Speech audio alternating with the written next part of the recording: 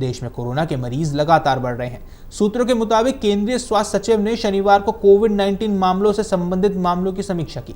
कुछ मामलों में मुख्य रूप से केरल, तमिलनाडु, महाराष्ट्र, कर्नाटक आदि राज्यों से सामने आए हैं। ये देखा गया है कि इनमें से अधिकांश मामले हल्के हैं और घर पर ही देखभाल की जा रही है। केंद्रीय स्वास्थ्य मंत्रालय सतर्क है और अपनी कई एजेंसियों के माध्यम से स्थिति पर लगातार नजर रख रहा है। उत्तराखंड के ऋषिकेश में कोरोना वायरस संक्रमण के 2 मामले सामने आने के बाद हालात पर नजर रखी जा रही है। प्रदेश के स्वास्थ्य सचिव डॉक्टर और राजेश कुमार ने कहा कि अभी तक कोरोना वायरस संक्रमण को लेकर किसी तरह के डर जैसी कोई स्थिति नहीं है और जो कोविड-19 के 2 मरीज मिले हैं वो अन्य राज्यों से संक्रमित होकर आए हैं। बात राजधानी दिल्ली की करें तो राजधानी दिल्ली में कोरोना वायरस के कुछ मामले सामने आने की खबरों के बाद दिल्ली सरकार का स्वास्थ्य विभाग को पूरी तरह सतर्क करने का एडवाइजरी जारी की गई है। इसी के मद्देनजर विभाग ने एहतियात तौर पर एडवाइजरी जारी की ताकि संक्रमण को फैलने से रोका जा सके और लोगों के स्वास्थ्य की सुरक्षा सुनिश्चित की जा सके। दिल्ली के स्वास्थ्य मंत्री डॉक्टर पंकज सिंह ने कहा कि यह कार्रवाई रूटीन सर्विलांस का हिस्सा है और इससे किसी भी तरह की चिंता या घबराहट की कोई बात नहीं है। उन्होंने कहा कि हम स्थिति पर लगातार गहराई से नजर बनाए हुए हैं और किसी भी संभावित चुनौती से निपटने के लिए पूरी तरह तैयार है। देश में कोरोना एक बार फिर तेजी से अपने पांव पसार रहा है और छत्तीसगढ़ की राजधानी रायपुर में भी इसकी एंट्री हो गई है।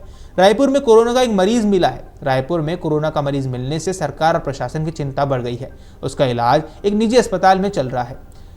मरीज का अस्पताल भर्ती है और वह सिंगल वार्ड में रखा गया है और डॉक्टर विशेष रूप से उस पर नजर बनाए हुए हैं। कोरोना कंट्रोल एवं डिमांड सेंटर के राज्य नोडल अधिकारी खेमराज सेनवानी ने भी इसकी पुष्टि की। वहीं कर्नाटक स्वास्थ्य विभाग ने एक एडवाइजरी जारी कर कहा कि पिछले 20 दिनों में बेंगलुरु से कोविड-19 का प्रसार में क्रमिक वृद्धि देखी जा रही है। राज्य के स्वास्थ्य मंत्री दिनेश गुंडूराव ने शुक्रवार को कहा कि इस साल हमने कर्नाटक में अब तक 35 कोविड-19 मामले देखे हैं, जिनमें से 32 बेंगलुरु के हैं। उन्होंने आगे कहा कि पिछले 20 दिनों में इसमें धीरे धीरे वृद्धि देखी गई है। हालांकि कोई गंभीर स्थिति सामने नहीं आई है, इसलिए आम जनता को कोविड-19 प्रोटोकॉल के सक्रिय रूप से पालन करने की सलाह दी जाती है। राष्ट्रीय राजधानी दिल्ली में 3 साल में पहली बार कोरोना वायरस के मामले दर्ज किए गए, जो कि 23 है। हालांकि राहत की बात यह है कि अभी तक कोरोना से संक्रमित ज्यादातर मरीजों में हल्के लक्षण ही दिखाई दे रहे हैं। साथ ही अभी तक संक्रमित किसी भी मरीज की मौत की खबर नहीं आई है। दक्षिण एशिया में कोविड मामलों में उछाल संभवतः JN.1 वेरिएंट, जो कि ओमिक्रॉन का एक उप वेरिएंट के प्रसार के रूप में देखा जा रहा है। एक्सपर्ट्स की माने तो ये वायरस काफी सक्रिय है, लेकिन इसके अभी तक विश्व संगठन यानी WHO द्वारा चिंताजनक वेरिएंट के रूप में वर्गीकृत नहीं किया गया है। कोरोना के JN.1 वेरिएंट से संक्रमित मरीजों में लक्षण आमतौर पर हल्के होते हैं और संक्रमित व्यक्ति 4 दिनों के भीतर ही ठीक हो जाता है। कुछ सामान्य लक्षणों में बुखार, नाक बहना, गले में खराश, सिर दर्द, थकावट शामिल है। हालांकि दिल्ली में कोरोना वायरस के 23 मामले सामने आए, जिसके बाद भाजपा सरकार ने अस्पतालों को bed, oxygen cylinder, testing kit और वैक्सीन की उपलब्धता बनाए रखने के निर्देश दिए हैं। स्वास्थ्य मंत्री पंकज सिंह ने कहा कि घबराने की कोई जरूरत नहीं है, क्योंकि नवीनतम वेरिएंट केवल एक सामान्य इन्फ्लुएंजा जैसा है। कोरोना संक्रमित मरीजों की संख्या एक बार फिर देश भर में बढ़ने लगी है। इसी बीच इस वायरस ने गौतम बुद्ध नगर में भी दस्तक दी। यहाँ की 55 वर्षीय महिला कोरोना पॉजिटिव पाई गई। बताया गया कि महिला को हल्के लक्षण महसूस हुए थे, जिसके बाद वह निजी अस्पताल में जांच के लिए पहुंची। जांच में महिला की रिपोर्ट कोरोना पॉजिटिव आई और उसे फिलहाल होम आइसोलेशन में रखा गया है। सूत्रों के मुताबिक मरीज की ट्रैवल हिस्ट्री भी सामने आई है, जिससे उसके संपर्क में आए अन्य लोगों की अभी पहचान की जा रही है। सीएमओ ने बताया कि मरीज के परिवार वालों के सैंपल भी जांच के लिए भेजे गए हैं और जिला अस्पताल में टेस्टिंग शुरू की जा रही है। जिले में कोरोना टेस्टिंग की संख्या बढ़ाई जा रही है और जल्द ही अधिक सैंपल्स की जांच शुरू की जाएगी।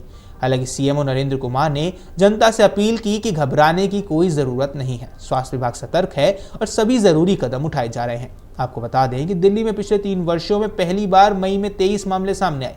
इसके अलावा महाराष्ट्र, केरल, तमिलनाडु और कर्नाटक जैसे राज्यों में भी इस महीने नए मामले दर्ज किए गए हैं, जिसके चलते दिल्ली, कर्नाटक और आंध्र प्रदेश जैसे राज्यों व केंद्र शासित प्रदेशों ने अस्पतालों को अलर्ट मोड पर रखा हुआ है। दिल्ली ने अस्पतालों को इन्फ्लुएंजा जैसी बीमारी और गंभीर तीव्र श्वसन बीमारी के मामलों में एकीकृत स्वास्थ्य डेटा प्लेटफॉर्म पर दैनिक अपलोड करने के भी निर्देश दिए हैं। नोएडा और गाजियाबाद जैसे दिल्ली NCR के शहरों में भी कोरोना वायरस के मामले दर्ज किए गए हैं। शनिवार को नोएडा में चल रही लहर में पहला कोविड मामला सामने आया। वहीं गाजियाबाद में भी अब तक 4 मामले सामने आ चुके हैं। कोरोना के नए वेरिएंट्स को लक्षित करने और इसके खिलाफ शरीर की प्रतिरक्षा प्रणाली को बढ़ावा देने के लिए वैज्ञानिकों ने टीकों को अपडेट किया है, जो आपको अतिरिक्त सुरक्षा प्रदान कर सकते हैं। 65 वर्ष या उससे अधिक कोमोरोबिडिटी के शिकार या अन्य उच्च जोखिम वालों को डॉक्टर से मिलकर अपडेटेड वैक्सीन लेने की सलाह देनी चाहिए, ताकि आप जोखिमों को कम कर सके। वैक्सीनेशन के अलावा कोरोना से बचाव के लिए सभी लोगों के लिए कोविड उपायुक्त व्यवहार का पालन करना बेहद जरूरी है। हाथ की स्वच्छता बनाए रखना, मास्क पहनना और भीड़ भाड़ वाली जगहों से बचना चाहिए। कोरोना भले ही आपको ज्यादा नुकसान ना पहुंचाए, पर आपके माध्यम से उन लोगों को जरूर पहुंच सकता है जिनमें संक्रमण के गंभीर रूप लेने का खतरा ज्यादा होता है। इसलिए बचाव को लेकर सभी लोगों को सावधानी बरतनी चाहिए। विशेषज्ञ बताते हैं कि समय के साथ वैक्सीन से शरीर में बनी प्रतिरक्षा प्रणाली कमजोर हो जाती है, जिससे नए म्यूटेट वेरिएंट्स के संक्रमित होने का खतरा ज्यादा बढ़ जाता है। SARS-CoV-2 वायरस लगातार उपपरिवर्तित हो रहा है, जिससे नए सब वेरिएंट्स भी सामने आ रहे हैं। ये शरीर की रोग प्रतिरोधक क्षमता को चकमा दे सकते हैं।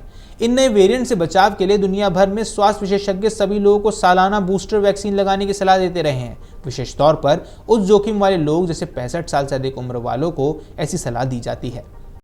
अगर आप ये वीडियो YouTube पर देख रहे हैं तो हमारे चैनल को सब्सक्राइब कर बेल आइकन दबाएं, और Facebook पर देख रहे हैं तो हमारे पेज को लाइक करें।